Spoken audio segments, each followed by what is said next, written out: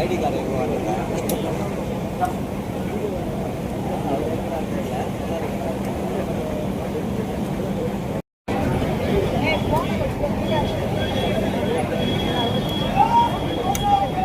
ஆக்காதீங்க.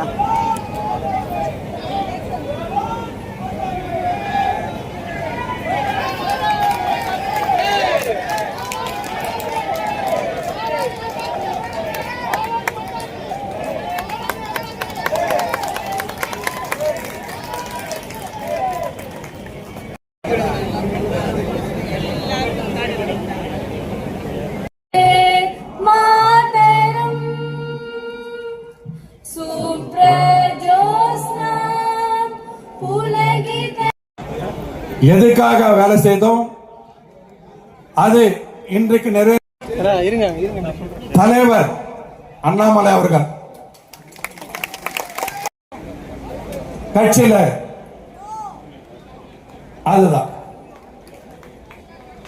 ஆனாலும் 3% 30% கொண்டாரு. திரும்பி தமிழ்நாடுக்கு அது போல நம்மளுக்கு நடக்கும். அருமையான மனிதர் கிஷன் ரெட்டி அவர்கள் ஏற்கனவே நம்மளோட இருந்தவர், ரொம்ப அறிமுகமானவர். கம்ப்ளீட் ஆந்திரா தமிழகம் வந்தப்போ தலைவராக இருந்தவர். அமைச்சர்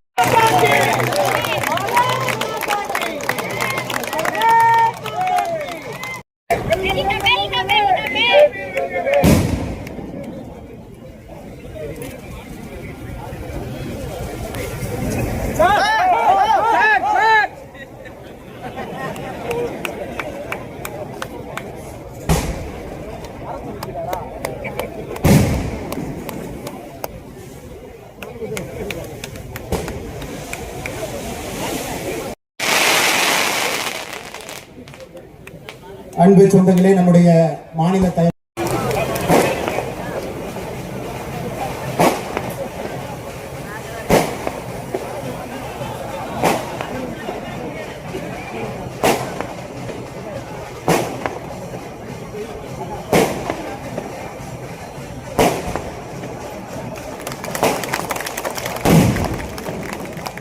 5 முறை சட்டமன்ற தேர்தலில்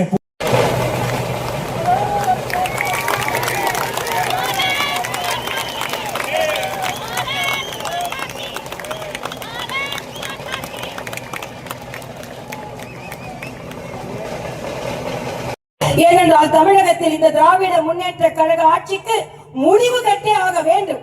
ஏனென்றால் மக்கள் விரோத ஆட்சி நடைபெற்றுக் கொண்டிருக்கிறது. இந்த மக்கள் விரோத ஆட்சி முடிவுக்கு வர வேண்டும் என்றால் நிச்சயம் திராவிட முன்னேற்ற கழக காங்கிரஸ் ஆட்சி முடிவுக்கு வர வேண்டும். மரியாதைக்குரிய சுதாகர் ரெட்டி இங்கே பேசும்போது சொன்னார்கள், கனிமொழி சொல்கிறார்கள் அதிமுக பாஜகவோடு இணைந்ததனால் தமிழகத்திற்கு துரோகம் செய்து விட்டது. நான் கேட்கிறேன் கனிமொழி அவர்களே, எந்த காங்கிரஸோடு நீங்கள் இணைந்திருக்கிறீர்கள்? எமர்ஜென்சி என்று நமது குரல் விலையை நெறித்த காங்கிரஸோடு இணைந்திருக்கிறீர்களே, இப்பொழுது நீங்கள் தமிழகத்திற்கு நியாயம் செய்து விட்டீர்களா? இலங்கையில் நம் தமிழர்கள் கொல்லப்பட்டார்களே, அவர்களோடு தமிழர்களை கொன்று குவித்த காங்கிரஸோடு நீங்கள் சேர்ந்து இருக்கிறீர்களே, நீங்கள் தமிழகத்திற்கு நியாயம் அளித்து விட்டீர்களா?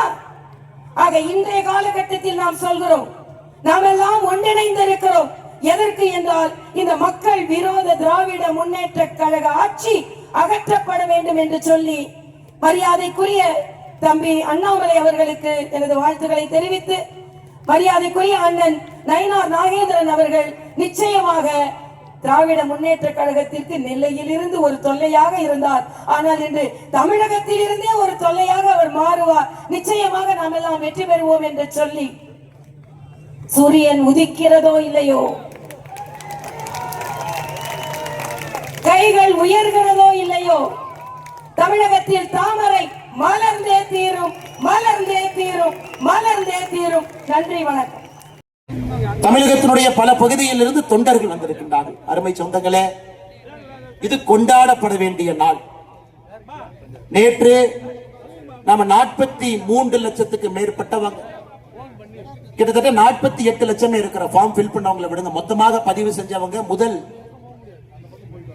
பேஸ்ல உறுப்பினர் சேர்க்கையில் 48 லட்சம் பேர் எல்லோரும் ஒன்றாக இணைந்து நம்முடைய தலைவர் ஒருவராக நாம் இழந்திருக்கக்கூடிய தலைவர்களையும் இந்த நேரத்தில் இந்த மண்ணில் யாரெல்லாம் உயிரை கொடுத்து இந்த கட்சியை வளர்த்தாங்களோ அவர்களை ஒரு நிமிஷம் நாம் எல்லோரும் நினைத்து பார்க்க வேண்டும்.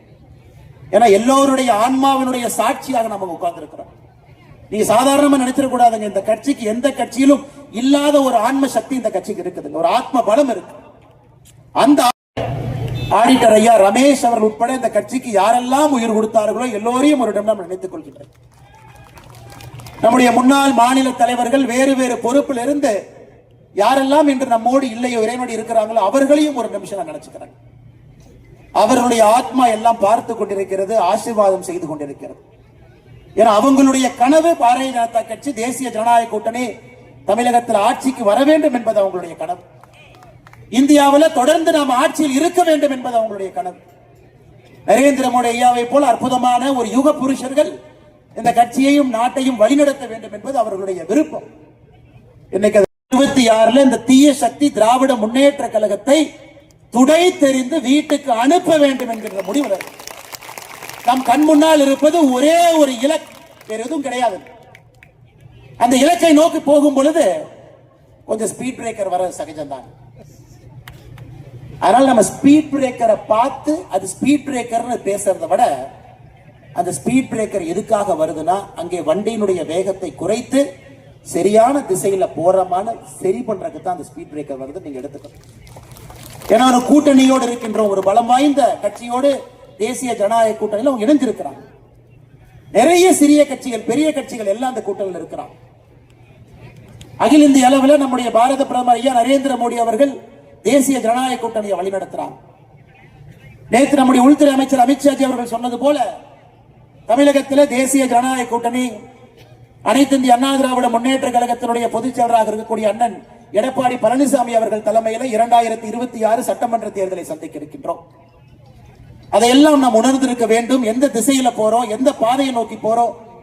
ஏன்னா இன்னைக்கு நமக்கு இலக்கு தெரியும், திராவிட முன்னேற்ற கழகத்தை வீட்டுக்கு அனுப்பணும். இலக்கு சரி, பாதையும் சரி. இன்னும் 9 மாசம் எந்த பாதையில போக போறோம்? தலைவர் கிடைச்சிட்டாங்க, அந்த பாதையில் நம்மளை கூட்டிட்டு போறாங்க. இலக்கும் தெரியும், பாதையும் தெரியும். பயணிக்க வேண்டிய தொண்டர்கள் நாம் எல்லோரும் இங்கே அமர்ந்திருக்கின்றோம். அருமை சொந்தங்கள், இன்னும் ஒரு 5 நிமிடத்துல இந்த அற்புதமான 4 ஆண்டுகளாக உங்களை எல்லாம் வழிநடத்துவதற்கு ஒரு பெரிய பாகியம் எனக்கு கிடைச்சிச்சு. இந்த அற்புதமான கட்சி அக்கா தமிழிசை சவுந்தரராஜன் அவர்கள் நான் பொறுப்பேற்கும் பொழுது ஒரு வார்த்தை சொன்னாங்க, தம்பி இந்த கட்சிக்கு ஒரு ஆத்மா இருக்குதுப்பா. எந்த நேரத்தில் எந்த தலைவன் இந்த கட்சியை வழிநடத்த வேண்டும் என்பதை அந்த ஆத்மா சரியாக புரிந்து கொண்டு அந்த நேரத்தில் அந்த தலைவனை அந்த கட்சி தானாக தேடிக்கொள்ளும் என்கின்ற வார்த்தையை நான் பொறுப்பேற்கும் என்று அக்கா தமிழிசை சவுந்தரராஜன் அக்கா சொன்னாங்க. இன்னைக்கு இந்த நேரத்தில் ஏப்ரல் 12ஆம் தேதி 2025 இந்த கட்சி தன்னை வழிநடத்தக்கூடிய தலைவன் அந்த ஆத்மாக்கள் எல்லாம் சேர்ந்து ஒரு தலைவரை இன்னும் ஒரு 5 நிமிஷத்துல அடையாளம் காட்ட போறோம். நான் கருதுகின்றேன், வாழ்க்கையில எத்தனையோ விஷயங்கள் நாம் செய்தாலும் கூட பாரதிய ஜனதா கட்சியினுடைய ஒரு தொண்டன் என்பது என்னை பொறுத்தவரை ஒரு உச்சகட்ட பொறுப்பாக எப்பொழுதும் நான் சொல்லுவேன். அற்புதமான மனிதர்கள் இருக்கக்கூடிய கட்சி, யார் தலைவராக வந்தாலும் முழுமனதாக ஏற்றுக்கொண்டு அவர்களோடு பயணம் செய்யக்கூடிய கட்சி. இந்த நேரத்தில் 2021 மே மாசத்துக்கு நான் போறேன்.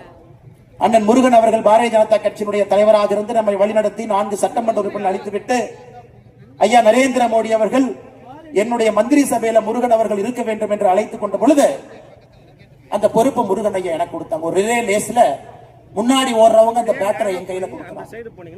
நான் வந்த பொழுது உங்க யாருக்கு நீ தெரியாது, உண்மையை சொல்ல வேண்டும் என்றார். என்னை விட தகுதி வாய்ந்தவர்கள், திறமை வாய்ந்தவர்கள் இந்த மேடையில மட்டுமே 99% மக்கள் என்னை விட திறமையானவர்கள், தகுதியானவர்கள் இந்த மேடையின் மீது அமர்ந்திருக்கின்றார். எல்லோரும்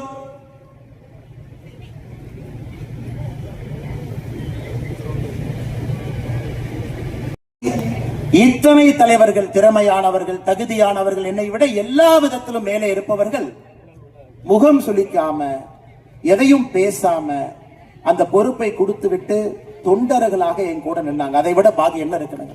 பொன் ராதாகிருஷ்ணன் ஐயாவை போன்றவர், இதற்கு முன்பு இருந்த மிகப்பெரிய தலைவர்கள் ஒரு வார்த்தை சொல்லு, அரசியல் அனுபவம் கிடையாது, அவருடைய வயதுல பாதி வயது தான் சில பேர் தொடர்ந்து. அப்படிப்பட்ட அற்புதமான மனிதர்கள் இருக்கக்கூடிய கட்சி இன்னைக்கு நாம் எல்லாம் ஒன்றாக இணைந்து ஒரு மனதாக முழு மனதோடு நின்று கொண்டிருக்கின்ற அருமை சொந்தங்கள். இன்னைக்கு நம்முடைய புதிய தலைவராக நேற்று வேட்புமனு தாக்கல் செய்து அதை ஐயா கிஷன் ரெட்டி அவர்களும் ஐயா தருண் சுக் அவர்களும் அந்த வேட்புமனுவை ஆராய்ஞ்சு பார்த்துட்டு சரியாக இருக்கிறதாக தேசிய தேர்தல் அதிகாரி ஐயா லட்சுமண் அவர்களுக்கு சொல்லி நம்முடைய தேசிய தலைவர் எல்லோருடைய அனுமதியை பெற்று இப்ப நம்முடைய புதிய தலைவராக சட்டமன்ற குழு தலைவர் அண்ணன் நயினார் நாகேந்திரன் அவர்கள் பாரதிய ஜனதா கட்சியினுடைய